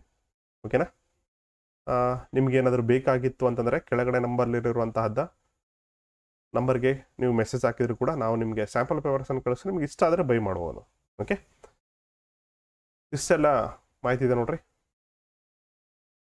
1756 ಜೂನ್ 14ರಂದು ಏನ್ ಮಾಡ್ತಾನೆ ಸಿರಾಜುದ್ದೌಲ ಇಂಗ್ಲಿಷರ ಕಾಸಿಂ ಬಜಾರ್ ಕಾರ್ಖಾನೆ ವಶಕ್ಕೆ ಪಡಿತಾನೆ. ನಂತರ ವಿಲಿಯಂ ಕೋಟೆಯನ್ನು ಕೂಡ ವಶಕ್ಕೆ ಪಡಿತಾನೆ. ಅದಾದ್ಮೇಲೆ ವಶಕ್ಕೆ ಪಡೆದಾಗ ಇಲ್ಲಿ ಬ್ರಿಟಿಷರ ಒಂದು ಯುದ್ಧ ಕೈದಿಗಳನ್ನ ಇದೇ ಒಂದು ವಿಲಿಯಂ ಕೋಟೆಯಲ್ಲಿ ಸೆರೆಮನೆಯಲ್ಲಿ ಹಾಕ್ತಾನೆ ಜೂನ್ 20ರಲ್ಲಿ. ಓಕೆ, ಅವಾಗ ಏನಾಗುತ್ತಪ್ಪ ಅಂದ್ರೆ 146 ಯುದ್ಧ ಕೈದಿಗಳಲ್ಲಿ 123 ಸೈನಿಕರು ಸಾವನ್ನಪ್ತಾರೆ. ಇದನ್ನ ಏನಂತ ಕರಿತೀವಿ ನಾವು ಬ್ಲ್ಯಾಕ್ ಹೋಲ್ ಟ್ರಾಜಡಿ ಅಥವಾ ಕಪ್ಪು ಕೋಣೆಯ ದುರಂತ ಅಂತ ಕರಿತೀವಿ. ಓಕೆ, ಇದೆಲ್ಲ ಆಗ್ಬೇಕಾದ್ರೆ ಬಂಗಾಳದ ನವಾಬ್ ಯಾರಿದ್ರು ಅಂದ್ರೆ ಸಿರಾಜುದ್ದೌಲ ಇರ್ತಾನೆ. ಓಕೆ, ಈ ಎಲ್ಲ ಸುದ್ದಿಯನ್ನು ಕೇಳಿದಂತಹ ರಾಬರ್ಟ್ ಕ್ಲೈವ್ ಇಲ್ಲಿ ಕರ್ನಾಟಿಕ್ ವಾರ್ಸ್ಗೋಸ್ಕರ ಈ ಕಡೆ ಬಂದಿರ್ತಾನೆ, ಕರ್ನಾಟಕ ಪ್ರದೇಶದಲ್ಲಿ ಬಂದಿರ್ತಾನೆ. ಸೊ ರಾಬರ್ಟ್ ಕ್ಲೈವ್ ಏನ್ ಮಾಡ್ತಾನೆ, ಕಲ್ಕತ್ತಕ್ಕೆ ತನ್ನ ಪಡೆಗಳನ್ನ ಕಳಿಸ್ತಾನೆ. ಓಕೆ, ಇದಾದ್ಮೇಲೆ ಅವರಿಬ್ಬರ ನಡುವೆ ಯಾರ್ಯಾರ ನಡುವೆ ಸಿರಾಜುದ್ದೌಲ ಮತ್ತು ರಾಬರ್ಟ್ ಕ್ಲೈವ್ ನಡುವೆ ಅಲಿನಗರ ಶಾಂತಿ ಒಪ್ಪಂದ ಕೂಡ ಆಗುತ್ತೆ. ಓಕೆ, ಇಷ್ಟೆಲ್ಲ ಆದರೂ ಕೂಡ ವಾಪಸ್ ಈ ಒಂದು ಸಿರಾಜುದ್ದೌಲ ನೀಡಿದಂತಹ ದಸ್ತಕ್ಗಳ ದುರುಪಯೋಗ ಪ್ಲಸ್ ಸಿರಾಜುದ್ದೌಲ ಫ್ರೆಂಚರಿಗೆ ಆಶ್ರಯ ನೀಡಿದ್ದು ಪ್ಲಾಸಿ ಪತನಕ್ಕೆ ಕಾರಣ ಆಗುತ್ತೆ. ಇವೆಲ್ಲ ಕಾರಣದಿಂದಾಗಿ ಪ್ಲಾಸಿ ಕದನ ಆಗುತ್ತೆ. ಅದಾದ ಪ್ಲಾಸಿ ಕದನ ಸಿರಾಜುದ್ದೌಲ ಮಡಿತಾನೆ. ಅದಾದ್ಮೇಲೆ ಮೀರ್ ಜಾಫರ್ ಬರ್ತಾನೆ. ಓಕೆ, ಮೀರ್ ಜಾಫರ್ ಮೊದಲನೇ ಅವಧಿ 1757ರಿಂದ 1760 ತನಕ ಈತ ಇರ್ತಾನೆ. ಬಟ್ ಏನಾಗುತ್ತೆ ಅಂದ್ರೆ ಈತ ಸ್ವಲ್ಪ ಬ್ರಿಟಿಷರಿಗೆ ಸಪೋರ್ಟ್ ಮಾಡಲ್ಲ. ಅದಕ್ಕೋಸ್ಕರ ಏನ್ ಮಾಡ್ತಾರೆ, ನೆಕ್ಸ್ಟ್ ಮೀರ್ ಕಾಸಿಂನನ್ನ ಆ ಸೀಟಿಗೆ ಒಯ್ದು ಕೂಡಿಸ್ತಾರೆ, ಬಂಗಾಳದ ನವಾಬನನ್ನಾಗಿ ಮಾಡ್ತಾನೆ. ಈತ ಕೂಡ ಏನಾಗುತ್ತಪ್ಪ ಅಂದ್ರೆ ಕಮ್ಮಿಂಗ್ ಡೇಸ್ ಅಲ್ಲಿ ಬ್ರಿಟಿಷರಿಗೆ ಕೂಡ ಸಪೋರ್ಟ್ ಮಾಡಲ್ಲ. ಹಾಗಾಗಿ ಈತನ ಜೊತೆ ಮೀರ್ ಕಾಸಿಂ ನಡುವೆ ಬಕ್ಸಾರ್ ಕದನ ಆಗುತ್ತೆ 1764 ಅಕ್ಟೋಬರ್ 22ನಂದು. ಹಾಗಾಗಿ ವಾಪಸ್ ಏನ್ ಮಾಡ್ತಾರೆ, ಮೀರ್ ಕಾಸಿಂನ ಬದಲಾಗಿ ಮತ್ತೆ ಮೀರ್ ಜಾಫರ್ನನ್ನ ಬಂಗಾಳದ ನವಾಬನನ್ನಾಗಿ ಮಾಡ್ತಾರೆ 1764ರಿಂದ 65. ಸೊ 2 ಟರ್ಮ್ಸ್ಗೆ ಬಂಗಾಳದ ನವಾಬನನ್ನಾಗಿ ಮೀರ್ ಜಾಫರ್ ನೇಮಕಗೊಳ್ತಾನೆ. ಇಷ್ಟು ಸ್ವಲ್ಪ ವಿವರಣೆ ಅಷ್ಟೇ. ನೆಕ್ಸ್ಟ್ 10th ಕ್ವಶನ್, ಇದು ಮರಾಠ ಸಾಮ್ರಾಜ್ಯದ ಬಗ್ಗೆ ಪ್ರಶ್ನೆ ಆಗಿರುತ್ತೆ. ಓಕೆ, ಮರಾಠ ಸಾಮ್ರಾಜ್ಯದ ಸ್ಥಾಪಕ ಯಾರು? ಛತ್ರಪತಿ ಶಿವಾಜಿ ಮಹಾರಾಜ್. ಓಕೆ, ಅಟ್ಲೀಸ್ಟ್ ಈ ಕ್ವಶನ್ ಅನ್ನ ನೀವು ಹೇಳ್ಬೇಕು. ಬಾಲಾಜಿ ವಿಶ್ವನಾಥನನ್ನು ಪೇಶ್ವೆ ಆಗಿ ನೇಮಿಸಿದವರು ಯಾರು? ಫಸ್ಟ್ ಅಂದ್ರೆ ಶಿವಾಜಿ ಬರಲ್ಲ, ಯಾಕಂದ್ರೆ ಶಿವಾಜಿ ಅವಧಿಯಲ್ಲಿ ಇಲ್ಲಿ ಪೇಶ್ವೆ ಅನ್ನೋ ಹುದ್ದೆನೇ ಇರಲ್ಲ. ಓಕೆ, ನೆಕ್ಸ್ಟ್ ಬಾಲಾಜಿ ವಿಶ್ವನಾಥನನ್ನು ಪೇಶ್ವೆಯಾಗಿ ಯಾರು ನೇಮಿಸ್ತಾರಪ್ಪ? ಶಹಾಜಿ, ಮಹದಾಜಿ, ಶಾಹು. ಯಾರು ಇಲ್ಲಿ? ಶಾಹು. ಓಕೆ, ಯಾರು? ಶಾಹು ಈ ಬಾಲಾಜಿ ವಿಶ್ವನಾಥನನ್ನ ಪೇಶ್ವೆಯಾಗಿ ನೇಮಕ ಮಾಡ್ತಾನೆ. ಶಾಹು ಮಹಾರಾಜ್ ನೋಡ್ರಿ, 1708ರಲ್ಲಿ ಮರಾಠ ಸಾಮ್ರಾಜ್ಯದ ಶಾಹು ಮಹಾರಾಜ ತಮ್ಮ ಮುಖ್ಯಮಂತ್ರಿಯಾಗಿ ಬಾಲಾಜಿ ವಿಶ್ವನಾಥ ಭಟ್ರವರನ್ನು ನೇಮಿಸ್ತಾರೆ. ಪೇಶ್ವ ಅಂದ್ರೆ ಏನಿಲ್ಲ, ಮುಖ್ಯಮಂತ್ರಿ ಅಥವಾ ಪ್ರಧಾನ ಆಡಳಿತಾಧಿಕಾರಿ ಅಂತ ಕರಿತೀವಿ. ಓಕೆ, ಈ ಬಾಲಾಜಿ ವಿಶ್ವನಾಥ ಮೊಟ್ಟ ಮೊದಲ ಪೇಶ್ವೆ ಆಗಿರ್ತಾನೆ. 1713ರಿಂದ 1720 ತನ ಈ ಒಂದು ಶಾಹು ರಾಜನಡಿಯಲ್ಲಿ ಕಾರ್ಯನಿರ್ವಹಿಸ್ತಿರ್ತಾನೆ. ಅದಾದ ನಂತರ ಬಂದವರೇ 1ನೇ ಬಾಜಿರಾವ್. ಓಕೆ, ನೆಕ್ಸ್ಟ್ ಬಂದವರೇ ಬಾಲಾಜಿ ಬಾಜಿರಾವ್ 1740ರಿಂದ 1761ರವರೆಗೆ. 1761 ದಿ ಮೋಸ್ಟ್ ಇಂಪಾರ್ಟೆಂಟ್, ಯಾಕಂದ್ರೆ ಇಲ್ಲಿ 3ನೇ ಪಾಣಿಪತ್ ಕದನ ನಡೆಯುತ್ತೆ. ಓಕೆ, 3ನೇ ಪಾಣಿಪತ್ ಕದನ ನಡೆಯುತ್ತೆ. ನೆಕ್ಸ್ಟ್ 1761 ಜನವರಿ 14 ಅಹಮದ್ ಶಾ ಅಬ್ದಾಲಿ ಅಂತ ಬರ್ತಾನೆ. ಅಫ್ಘಾನಿನ ದಾಳಿಕೋರ ಇದ್ದ. ಈತ ಏನ್ ಮಾಡ್ತಾನೆ, ಈ ಮರಾಠ ಸಾಮ್ರಾಜ್ಯದ ಮೇಲೆ ದಾಳಿ ಮಾಡ್ತಾನೆ. ಓಕೆ, ಅವಾಗಿದ್ದವ್ರು ಯಾರು, ಬಾಲಾಜಿ ಬಾಜಿರಾವ್ ಇರ್ತಾನೆ. ಇವರಿಬ್ಬರ ನಡುವೆ 3ನೇ ಪಾಣಿಪತ್ ಕದನ ನಡೆಯುತ್ತೆ. ಈ ಒಂದು ಯುದ್ಧದಲ್ಲಿ ಸಂಪೂರ್ಣವಾಗಿ ಮರಾಠರು ಸೋಲ್ತಾರೆ. ಪ್ಲಸ್ ನೆನಪಿರ್ಲಿ, ಇದೇ 1761ರಲ್ಲಿನೇ ನಮ್ಮ ಒಂದು ಕರ್ನಾಟಕದಲ್ಲಿ ಕರ್ನಾಟಕದ ಇತಿಹಾಸದ ಮುಖ್ಯವಾಗಿ ಘಟನೆ ನಡೆಯುತ್ತೆ. ಅದುವೇ ಮೈಸೂರಿನ ಸಾಮ್ರಾಜ್ಯದಲ್ಲಿ ಹೈದರ್ ಅಲಿಯ ಆಡಳಿತ ಪ್ರಾರಂಭ ಆಗುತ್ತೆ. ಸ್ವಲ್ಪ ಇತಿಹಾಸ ಓದ್ಬೇಕಾದ್ರೆ ಸ್ವಲ್ಪ ಪ್ಯಾರಲಲ್ ಆಗಿ ಓದ್ರಿ. ನೆಕ್ಸ್ಟ್ ಅದಾದ್ಮೇಲೆ ಬಂದವರೇ 1ನೇ ಮಾಧವರಾವ್. ಈತ ಕೂಡ ಏನಾಗುತ್ತಪ್ಪ ಅಂದ್ರೆ ಹಲವಾರು ಬಾರಿ ನಮ್ಮ ಕರ್ನಾಟಕದ ಮೇಲೆ ದಾಳಿ ಮಾಡ್ತಾರೆ. ನೆಕ್ಸ್ಟ್ ರಘುನಾಥ ಪೇಶ್ವೆ, 2ನೇ ಮಾಧವರಾವ್ ಆಗಿರ್ಬೋದು. ಲಾಸ್ಟ್ ಇರೋದೇ 2ನೇ ಬಾಜಿರಾವ್. ಓಕೆ, ಲಾಸ್ಟ್ ಇರೋದೇ 2ನೇ ಬಾಜಿರಾವ್. ಈತ ಕಡೆಯ ಕೊನೆಯ ಪೇಶ್ವೆ ಆಗಿರ್ತಾನೆ. 1818ರಲ್ಲಿ 3ನೇ ಆಂಗ್ಲೋ ಮರಾಠ ಯುದ್ಧ ನಡೆಯುತ್ತೆ. ಇಲ್ಲಿ ಸಂಪೂರ್ಣವಾಗಿ ಮರಾಠರು ಸೋಲ್ತಾರೆ. ಸೋತ್ಮೇಲೆ ಏನಾಗುತ್ತಪ್ಪ ಅಂದ್ರೆ ಈ ಪೇಶ್ವೆ ಅನ್ನುವ ಹುದ್ದೆಯನ್ನ ಇದು ಬ್ರಿಟಿಷ್ ಈಸ್ಟ್ ಇಂಡಿಯಾ ಕಂಪನಿ ಹಿಂತೆಗೆದುಕೊಳ್ತದೆ. ಪ್ಲಸ್ ಅವ್ರಿಗೆ ಏನಾಗುತ್ತೆ, ಸ್ವಲ್ಪ ಪಿಂಚಣಿಯನ್ನು ಕೊಟ್ಬಿಟ್ಟು ಸೈಡಿಗೆ ಮಾಡಿಬಿಡ್ತಾರೆ. ಓಕೆ, ಬಸೆನ್ಸ್ ಒಪ್ಪಂದಕ್ಕೆ ಸಹಿ ಹಾಕಿದನು. ಪ್ಲಸ್ ಈ ಯುದ್ಧದ ನಂತರ ಪೇಶ್ವೆ ಹುದ್ದೆಯನ್ನು ರದ್ದುಪಡಿಸಲಾಗ್ತದೆ. Okay, last ಕೊನೆಯದಿರೋದೆ 1818ರಲ್ಲಿ. ಮೊದಲ ಪೇಶ್ವೆ ಬಾಲಾಜಿ ವಿಶ್ವನಾಥ್ ಅಥವಾ ಬಾಲಾಜಿ ಭಟ್ ಅಂತ ಕರೀತಾರೆ. ಕೊನೆಯ ಪೇಶ್ವೆ ಯಾರಂದ್ರೆ 2ನೇ ಬಾಜಿರಾವ್. 1818ರಲ್ಲಿ ಇದು 3ನೇ ಆಂಗ್ಲೋ ಮರಾಠ ಯುದ್ಧದಲ್ಲಿ ಕೊನೆಗೊಳ್ತದೆ. ಸ್ವಲ್ಪ ಮರಾಠ ಸಾಮ್ರಾಜ್ಯದ ಬಗ್ಗೆ ಕಿರು ಮಾಹಿತಿಯನ್ನು ನೋಡೋಣ. ಸ್ಥಾಪಕ ಯಾರು, ಛತ್ರಪತಿ ಶಿವಾಜಿ ಅವರು. 1627ರಿಂದ 1680ರವರೆಗೆ ಇವರೊಂದು ಆಳ್ವಿಕೆ ಇರುತ್ತೆ. ಓಕೆ, ಜನನ 1627ರಲ್ಲಾಗುತ್ತೆ. ಪುಣೆಯ ಅಂದ್ರೆ ಮಹಾರಾಷ್ಟ್ರದ ಪುಣೆಯ ಜುನ್ನಾರದ ಬಳಿಯ ಶಿವನೇರು ದುರ್ಗ ಅಂತೇಳಿ ಕರಿತೀವಿ. ಇಲ್ಲಿ ಇವರ ಒಂದು ಜನನ ಆಗುತ್ತೆ. ಇವರ ಗುರುಗಳು ಯಾರು ಅಂತಂದ್ರೆ ದಾದಾಜಿ ಕೊಂಡದೇವ ಅಂತೇಳಿ. ಹಾಗೆ ಆಧ್ಯಾತ್ಮಿಕ ಗುರುಗಳು ಅಂತಂದ್ರೆ ರಾಮದಾಸರು ಮತ್ತು ಸಂತ ತುಕಾರಾಮದಾಸರು ಇವರ ಒಂದು ಆಧ್ಯಾತ್ಮಿಕ ಗುರುಗಳಾಗಿರ್ತಾರೆ. ಬಟ್ ಇವರ ಹುಟ್ಟಿದ 1627ರಲ್ಲಿ ಆಳ್ವಿಕೆ ಮಾಡ್ತಿರ್ತಾರೆ. ಅದರ ಜೊತೆ ಇವರ ಪಟ್ಟಾಭಿಷೇಕ ಯಾವಾಗ ಆಗುತ್ತಂದ್ರೆ ಜೂನ್ 16, 1624ರಲ್ಲಿ ರಾಯಗಢದಲ್ಲಿ, ಅದು ಶಿವಾಜಿಯ ಕಾಶಿಯ ಬ್ರಾಹ್ಮಣ ಗಗಭಟ್ಟನ ನೇತೃತ್ವದಲ್ಲಿ ಛತ್ರಪತಿ ಎಂಬ ಬಿರುದಿನೊಂದಿಗೆ ಅಧಿಕಾರಕ್ಕೆ ಬರ್ತಾರೆ. ಅಂದ್ರೆ 1674ರಲ್ಲಿ ಇವರ ಒಂದು ಪಟ್ಟಾಭಿಷೇಕ ಆಗುತ್ತೆ. ಇವರ ರಾಜಧಾನಿ ಯಾವುದು, ರಾಯಗಢ. ಓಕೆ, ಇವರು 1680ರಲ್ಲಿ 53ರ ಒಂದು ವಯಸ್ಸಲ್ಲಿ ಸಾವನ್ನಪ್ತಾರೆ. ನೆಕ್ಸ್ಟ್ ಕ್ವಶನ್ ಮಾಡರ್ನಿಸ್ಟ್ಗೆ ಸಂಬಂಧಪಟ್ಟಂಥದ್ದು. ಅಂಡ್ 1857ರ ಮಹಾದಂಗೆ ಅಂತೇಳಿ ಕರಿತೀವಿ. ಹಾಗೂ ಕೆಲವರು ಇದನ್ನೇನಂತ ಕರಿತೀವಿ, ಭಾರತದ ಮೊಟ್ಟ ಮೊದಲ ಸ್ವತಂತ್ರ ಹೋರಾಟ ಅಂತೇಳಿ ಕೂಡ ಕರೀತಾರೆ. ಓಕೆ, ಹಾಗಾದ್ರೆ ಮಂಗಲ್ ಪಾಂಡೆಯು ಇಲ್ಲಿ 1857ರ ದಂಗೆ ಸ್ಟಾರ್ಟ್ ಆಗದೆ ಮಂಗಲ್ ಪಾಂಡೆಲಿಂದ ಸ್ಟಾರ್ಟ್ ಆಗುತ್ತೆ. ಹಾಗಾದ್ರೆ 11th ಕ್ವಶನ್ ಏನ್ ಹೇಳ್ತದೆ, ಮಂಗಲ್ ಪಾಂಡೆಯು ಗುಂಡು ಹಾರಿಸಿ ಬ್ರಿಟಿಷ್ ಅಧಿಕಾರಿಯನ್ನು ಸಾಯಿಸಿದ್ದು ಎಲ್ಲಿ ಅಂತ ಕೇಳ್ತಾನೆ. ಪ್ಲೇಸ್ ಕೇಳಿದಾನಿಲ್ಲ. ಓಕೆ, ಮಂಗಲ್ ಪಾಂಡೆ ಈತ ಕೂಡ ಒಬ್ಬ ಬ್ರಿಟಿಷ್ ರೆಜಿಮೆಂಟ್ ಅಲ್ಲಿ ಇರ್ತಾನೆ. 34ನೇ ರೆಜಿಮೆಂಟ್ ಅಲ್ಲಿ ಇರ್ತಾನೆ. ಎಲ್ಲಿ ಅಂದ್ರೆ ಇದು ಬ್ಯಾರಕ್ಪುರ್ನಲ್ಲಿ ಈ ಘಟನೆ ನಡೆಯುತ್ತೆ. ಓಕೆ, ಇಲ್ಲಿ ಬ್ಯಾರಕ್ಪುರ್ನಲ್ಲಿ ಈ ಘಟನೆ ನಡೆಯುತ್ತೆ. ಹಾಗಾದ್ರೆ ಏನಪ್ಪ ಮಂಗಲ್ ಪಾಂಡೆ, ಓಕೆ, ಯಾರೀತ ಅನ್ನೋದನ್ನ ನೋಡೋಣ. ಮತ್ತೆ 1857ರ ಮಹಾದಂಗೆ ದಿ ಮೋಸ್ಟ್ ಇಂಪಾರ್ಟೆಂಟ್. ಓಕೆ, ಅದರಲ್ಲಿ ತುಂಬಾ ಪ್ರಶ್ನೆಗಳು ಕೂಡ ಕೇಳುವ ಚಾನ್ಸಸ್ ಇರುತ್ತೆ. 29 ಮಾರ್ಚ್ 1857ರಂದು ಮಂಗಲ್ ಪಾಂಡೆ ಎಂಬ ಬ್ಯಾರಕ್ಪುರ್ನ 34ನೇ ಪದಾತಿ ಸೈನ್ಯದ ಯುವ ಸೈನಿಕ ತನ್ನ ಉನ್ನತ ಅಧಿಕಾರಿಗಳ ಮೇಲೆ ಗುಂಡು ಹಾರಿಸಿ ಸಾಯಿಸುತ್ತಾನೆ. ನಂತರದಲ್ಲಿ ಮಂಗಲ ಪಾಂಡೆಯನ್ನು ಬಂಧಿಸಿ ಏಪ್ರಿಲ್ 8, 1857ರಂದು ಗಲ್ಲಿಗೇರಿಸಲಾಗ್ತದೆ.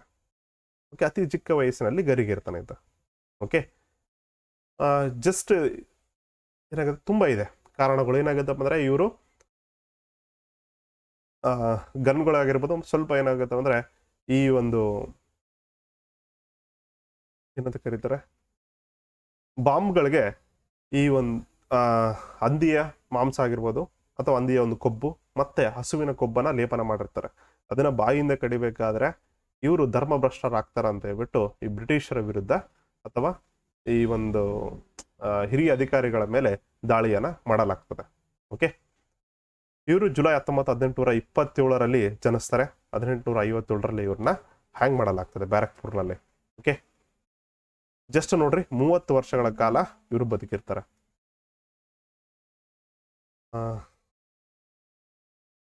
ನಾನು ಅವಾಗ ಹೇಳಿದ್ನಲ್ಲ ನನ್ನ ಬುಕ್ಕು ಅಂತೇಳಿ ಇದೆ ನೋಡ್ರಿ, ಸಮಗ್ರ ಭಾರತದ ಇತಿಹಾಸ ಅಂತೇಳಿ. ಧಾರವಾಡದಲ್ಲಿ ಇದ್ರಿ ಅಂತಂದ್ರೆಗಿನ ಸಿದ್ಧಾರ್ಥ ಬುಕ್ ಸ್ಟಾಲ್ ಅಂತೇಳಿದೆ, ಸಿದ್ಧಾರ್ಥ ಬುಕ್ ಸ್ಟಾಲ್ ಇದು ಸಿಗುತ್ತೆ. ಓಕೆ, ಆ ದಂಗೆ ಮತ್ತು ಬಂಡಾಯದ ನಾಯಕರ ಬಗ್ಗೆ ಮಾಹಿತಿಯನ್ನು ಕೊಟ್ಟಿದ್ದೀನಿ. ಸ್ವಲ್ಪ ಟೈಮ್ ಸಿಕ್ತು ಅಂದ್ರೆ ಸ್ಕ್ರೀನ್ಶಾಟ್ ಹೊಡ್ಕೊಂಡ್ಬಿಟ್ಟು ಒಂದ್ಸಲ ನೋಡ್ಕೊಳ್ರಿ. ಓಕೆ, ದೆಹಲಿಯಿಂದ ಯಾರು ನೇತೃತ್ವವನ್ನು ವಹಿಸಿದ್ರು, ಲಕ್ನೋದಿಂದ ಯಾರು ವಹಿಸಿದ್ರು, ಮತ್ತೆ ಝಾನ್ಸಿ ರಾಣಿ ಲಕ್ಷ್ಮೀಬಾಯಿ ಝಾನ್ಸಿಲಿಂದ ಇರ್ತಾರೆ. ಕಾನ್ಪುರದ ನಾನಾ ಸಾಹೇಬ್ ಇರ್ಬೋದು. ನೆಕ್ಸ್ಟ್ ಅಲಹಾಬಾದ್ನ ಲಿಯಾತ್ ಅಲಿ ಖಾನ್. ಜಗದೀಶ್ಪುರ್ಲಿಂದ ಬಾಬಾ ಕುನ್ವರ್ ಸಿಂಗ್ ಅಂತೇಳಿ ಬರ್ತಾನೆ. ರಾಯ್ಬರೇಲಿಯಿಂದ ಖಾನ್ ಬಹದ್ದೂರ್ ಖಾನ್ ಅಂತೇಳಿ ಬರ್ತಾನೆ. ಈ ಪ್ಲೇಸ್ ಏನಾಗತ್ತಪ್ಪ, ಇಲ್ಲಿ ದಂಗೆಯ ದಿನಾಂಕ ನೋಡ್ಕೊಂತ ಹೋಗ್ರಿ. ಓಕೆ, ಇದು ಅಷ್ಟೇನು ಇಂಪಾರ್ಟೆಂಟ್ ಇಲ್ಲ. Okay, star mark if it is possible. ನೀವೇನಾದರೂ KS UPSC ಪ್ರಿಪೇರ್ ಆಗ್ತಿದ್ರೆ ಇದನ್ನ ನೋಡ್ಕೊಳ್ರಿ. ಅದರ್ ದೆನ್ ದಿಸ್ ಬೇರೆ ಎಕ್ಸಾಮ್ಸಿಗಾದ್ರೆ ಇಷ್ಟು ಸಾಕಾಗುತ್ತೆ. ಓಕೆ, ಪ್ಲೇಸ್ ಪ್ಲಸ್ ಬಂಡಾಯದ ನಾಯಕರು more than enough. Okay, if it is possible ನಿಮ್ಗೆ ಏನಾದರೂ PU ಲೆಕ್ಚರರ್, ಓಕೆ, ಇದು ಬಂದ್ಬಿಟ್ಟು ನಿಮಗೆ PUC ಲೆಕ್ಚರರ್ ಅಥವಾ HSTR, ಓಕೆ, ಅದು ಕೂಡ MA in ಹಿಸ್ಟ್ರಿ ಮಾಡಿ ನೀವೇನಾದರೂ PU ಲೆಕ್ಚರರ್ ಆಗ್ತಾ ಇದ್ದೀರಾ ಅಥವಾ ಅಸಿಸ್ಟೆಂಟ್ ಪ್ರೊಫೆಸರ್ ಎಕ್ಸಾಮ್ ಬರೀತಾ ಇದ್ದೀರಾ ಅಂತಂದ್ರೆ ಮಾತ್ರ ಇದ್ರ ಸ್ವಲ್ಪ ಡೆಪ್ತ್ ಕೇಳೋ ಚಾನ್ಸಸ್ ಇರುತ್ತೆ. ಅಥವಾ KSET ಅಥವಾ ನೆಟ್ ಬರೀತಾ ಇದ್ದೀರಾ ಅಂದ್ರೂ ಕೂಡ ಈ ಒಂದು ಪೋರ್ಷನ್ ಅನ್ನ ಸ್ವಲ್ಪ ರಿಮೆಂಬರ್ ಮಾಡ್ಕೊಂಡು ಇಟ್ಕೊಂಡ್ರೆ. ಓಕೆ, ದಿ ಮೋಸ್ಟ್ ಇಂಪಾರ್ಟೆಂಟ್ ಈ ಪಾರ್ಟ್ ಕೂಡ ಆಲ್ರೆಡಿ ಹೇಳಿದ್ರೆ 1857 ದಂಗೆಯನ್ನ 2 ರೀತಿ ಕರೀತಾರೆ. ಒಂದು ಸಿಪಾಯಿ ದಂಗೆ ಅಂತೇಳಿ ಕೂಡ ಕರೀತಾರೆ, ಇನ್ನೊಂದು ರಾಷ್ಟ್ರೀಯ ಸ್ವಾತಂತ್ರ್ಯ ಸಂಗ್ರಾಮ ಅಂತೇಳಿ ಕೂಡ ಕರೀತಾರೆ. ಅದರಲ್ಲಿ ರಾಷ್ಟ್ರೀಯ ಸ್ವಾತಂತ್ರ್ಯ, ಮೊಟ್ಟ ಮೊದಲ ರಾಷ್ಟ್ರೀಯ ಸ್ವಾತಂತ್ರ್ಯ ಸಂಗ್ರಾಮ ಅಂತ ಕರೆದವರು ಯಾರಂದ್ರೆ ವಿ.ಡಿ. ಸಾವರ್ಕರ್. ಓಕೆ, ಪ್ಲಸ್ ಸಿಪಾಯಿ ದಂಗೆ ಅಂತ ಕರೆದವರು ಸೈಯದ್ ಅಹಮದ್ ಖಾನ್ ಆಗಿರ್ಬೋದು, ಮುನ್ವಿ ಜೀವನ್ ಲಾಲ್ ಆಗಿರ್ಬೋದು, ದುರ್ಗದಾಸ್ ಬಂಡೋಪಾಧ್ಯಾಯ ಇದನ್ನ ಕೇಳಿದ್ದೆ ನೋಡ್ರಿ. ಓಕೆ, ಪ್ಲಸ್ ಜಾನ್ ಲಾರೆನ್ಸ್ ಆಗಿರ್ಬೋದು, R.C. ಮಜುಮ್ದಾರ್ ಶಾ, ಜಾನ್ ಸಿಲಿ ಮಲ್ಲೇಸನ್. ಇಲ್ಲಿ ರಾಷ್ಟ್ರೀಯ ಸ್ವಾತಂತ್ರ್ಯ ಸಂಗ್ರಾಮ ಎಂದವರು ಅಂತ ಕಳೆದವ್ರನ್ನ ಈ ಪ್ರಶ್ನೆ ಆಲ್ರೆಡಿ ಪ್ರೀವಿಯಸ್ಲಿ ಕೇಳಿದ್ದಾರೆ. ಈ ಕೆಳಗಿನವರಲ್ಲಿ ಯಾರು 1857 ದಂಗೆಯನ್ನು ರಾಷ್ಟ್ರೀಯ ಸ್ವಾತಂತ್ರ್ಯ ಸಂಗ್ರಾಮ ಎಂದಿಲ್ಲ ಅಂತ ಕೇಳಿದ್ದಾರೆ. ಓಕೆ, ಯಾರ್ಯಾರು ಅಂದಿದ್ದಾರೆ ಅಂತ ತಿಳ್ಕೊಂಡಿರ್ಬೇಕು ನೀವು. ವಿ.ಡಿ. ಸಾವರ್ಕರ್, KM ಪಣಿಕರ್ ಮತ್ತೆ ಬೆಂಜಮಿನ್ ಡಿಸ್ರೇಲಿ ಈ ಪ್ರಶ್ನೆಯನ್ನು ಕೂಡ ಕೇಳಿದ್ರು. ಪ್ಲಸ್ ಕಾಲ್ ಮಾರ್ಕ್ಸ್ ಇಷ್ಟು ಪ್ಲಸ್ ತಾರಾಚಂದ್. ಓಕೆ, ಇವ್ರ ಹೆಸರನ್ನ ಬಹಳ ಸಲ ರಿಪೀಟ್ ಮಾಡಿಲ್ಲ, ಬಟ್ ಈ 4 ಜನ ಏನಿದಾರಲ್ಲ, V D. Savarkar, KM Panikkar, Benjamin Disraeli ಮತ್ತು ಕಾರ್ಲ್ ಮಾರ್ಕ್ಸ್ ಅಂತೇಳಿ ಈ 4 ಜನದ್ದು ಆಲ್ರೆಡಿ ಪ್ರೀವಿಯಸ್ಲಿ ಕ್ವಶನ್ಸ್ ಆಗಿದೆ. ಓಕೆ, ಪ್ಲಸ್ ಈ ಕಡೆ ಬಂದ್ರೆ ಸಿಪಾಯಿ ದಂಗೆ ಅಂತ ಕರೆದವರು ಯಾರಂದ್ರೆ ದುರ್ಗದಾಸ್ ಬಂಡೋಪಾಧ್ಯಾಯ ಮತ್ತು R.C. ಮಜುಮ್ದಾರ್ ಶಾ ಅನ್ನೋದು ಕೂಡ ಪ್ರೀವಿಯಸ್ಲಿ ಆಲ್ರೆಡಿ ಕ್ವಶನ್ ಆಗಿದೆ. ಸೊ ಇದಕ್ಕೋಸ್ಕರ ಸ್ವಲ್ಪ ಇದ್ರ ಮೇಲೆ ಫೋಕಸ್ ಮಾಡ್ರಿ. ರೈಟ್, ಇಷ್ಟು 1857 ಒಂದು ಘಟನೆ ಆಯಿತು. ಇವತ್ತಿಗೆ ಇಷ್ಟು ಸಾಕು. ಓಕೆ, ಇವತ್ತಿಗೆ ಇಷ್ಟು ಸಾಕು. ಇನ್ನೊಂದು 4 ಕ್ವಶನ್ಸ್ ಇದಾವೆ ಅಷ್ಟೇ. ಇದನ್ನ ನಾವು ನೆಕ್ಸ್ಟ್ ಒಂದು ತರಗತಿಯಲ್ಲಿ ನೋಡೋಣ ಅಂತ. ಇನ್ನೊಂದು ತರಗತಿಯಲ್ಲಿ ನಾವು ಕಂಪ್ಲೀಟ್ ಆಗಿ ಇತಿಹಾಸದ ಪ್ರಶ್ನೆಗಳೆಲ್ಲವೂ ಕೂಡ ಮುಗಿದು ಬಿಡುತ್ತೆ. ಅದಾದ್ಮೇಲೆ ಜೋಗ್ರಫಿ ಮತ್ತೆ ಕಾನ್ಸ್ಟಿಟ್ಯೂಷನ್ ಮೇಲೆ ನಾವು ವಿವರಣೆ ಕೊಡ್ತಾ ಹೋಗೋಣ ಅಂತ. ಈ ವಿಡಿಯೋ ನಿಮ್ಗೆ ಇಷ್ಟ ಆಗಿತ್ತಂದ್ರೆ ಲೈಕ್ ಮಾಡಿ, ಹಾಗೂ ನಿಮ್ಮ ಸ್ನೇಹಿತರು ಯಾರಾದರೂ ಈ ಒಂದು GPSR ಆಗಿರ್ಬೋದು, HSTR ಆಗಿರ್ಬೋದು, ಟೆಟ್ ಆಗಿರ್ಬೋದು, ಅಥವಾ ಶಿಕ್ಷಕರಿಗೆ ಸಂಬಂಧಪಟ್ಟಂತ ಯಾವುದೇ ಎಕ್ಸಾಮ್ಸ್ ಆಗಿರ್ಬೋದು, ಮೌಲಾನಾ ಟೀಚರ್ ಆಗಿರ್ಬೋದು, ಅಥವಾ B.Ed ಮೇಲೆ ಏನಾದ್ರು ರಿಕ್ರೂಟ್ಮೆಂಟ್ ಆಗ್ತಾವಲ್ಲ, ಅದೆಲ್ಲ ರಿಕ್ರೂಟ್ಮೆಂಟ್ಸ್ಗೆ ಒಂದೇ ಸೊಲ್ಯೂಷನ್, ಅದು ಕಲ್ಯಾಣಿ ಎಜುಕೇಶನ್. ಓಕೆ, ಹಾಗೂ ಆದಷ್ಟು ಬೇಗ ನಾವು ಇದೆಲ್ಲ ನೋಟ್ಸನ್ನು ಕೂಡ ನಾವು ಪ್ರಿಂಟ್ಔಟ್ ಕೊಡಕ್ಕೆ ಸ್ಟಾರ್ಟ್ ಮಾಡ್ತೀವಿ ಅಂತ. Once after the notification, official ಆಗಿ ನೋಟಿಫಿಕೇಶನ್ ಬಂದಮೇಲೆ ನಿಮಗೆ ಇದೆಲ್ಲರದ್ದು ನೋಟ್ ಸಿಗುತ್ತೆ. ಬಟ್ ಪ್ರತಿಯೊಬ್ಬರಿಗೂ ಕೂಡ ನಾವು ವಾಟ್ಸಪ್ ಮೂಲಕ ಕಳ್ಸೋಕ್ಕಾಗಲ್ಲ, ಹೌದಿಲ್ಲ. ಪರ್ಸನಲ್ ಆಗಿ ಕಾಂಟ್ಯಾಕ್ಟ್ ಮಾಡಿದ್ರೆ ಪ್ರತಿಯೊಬ್ಬರಿಗೂ ನಾವು ಶೇರ್ ಮಾಡ್ಕೊಂತ ಕೊಡೋಕ್ಕಾಗಲ್ಲ. ಯಾಕಂದರೆ ಡ್ಯೂ ಟು ಟೈಮ್ ಲ್ಯಾಕ್, ಸ್ವಲ್ಪ ಸಮಯ ತುಂಬ ಕಡಿಮೆ ಇದೆ. ನಾವು ಏನಾಗುತ್ತೆ ಅಂದರೆ ಬೆಳಗ್ಗೆಯಿಂದ 4:30, 5:30 ತನಕ ಕೂಡ ನಾವು ಕ್ಲಾಸಸ್ ಮಾಡಬೇಕಾಗತ್ತೆ, ಹೊರಗಡೆ ಹೋಗ್ತಾ ಇದ್ದೀವಿ. ಸೊ ಹಾಗಾಗಿ ಅಲ್ಲಿ ಕೂಡ ಶಾಲೆಯಲ್ಲಿ ಪಾಠ ಮಾಡಬೇಕು, ಪ್ಲಸ್ ಬಂದು ಇದನ್ನೆಲ್ಲ ವೀಡಿಯೋ ರೆಕಾರ್ಡಿಂಗ್ ಮಾಡಿ ಮತ್ತೆ ಪರ್ಸನಲಾಗಿ ಯಾರಾದರೂ ಫೋನ್ ಮಾಡಿದಾಗ ಅವರಿಗೂ ಕೂಡ ನಾವು ಪರ್ಸನಲಾಗಿ ಪ್ರತಿಯೊಬ್ಬರು ಕೂಡ ಕಳ್ಸೋಕ್ಕಾಗಲ್ಲ. ಸೊ ಅದಕ್ಕೋಸ್ಕರ ಕೆಳಗಡೆ ನಿಮಗೆ ಡಿಸ್ಕ್ರಿಪ್ಷನಲ್ಲಿ ಟೆಲಿಗ್ರಾಮ್ ಲಿಂಕನ್ನು ಮೆನ್ಷನ್ ಮಾಡಿದ್ವಿ. ಪ್ಲಸ್ ವಾಟ್ಸಪ್ ಲಿಂಕ್ ಕೂಡ ಇರುತ್ತೆ, ವಾಟ್ಸಪ್ ಗ್ರೂಪ್ ಕೂಡ ಇದೆ.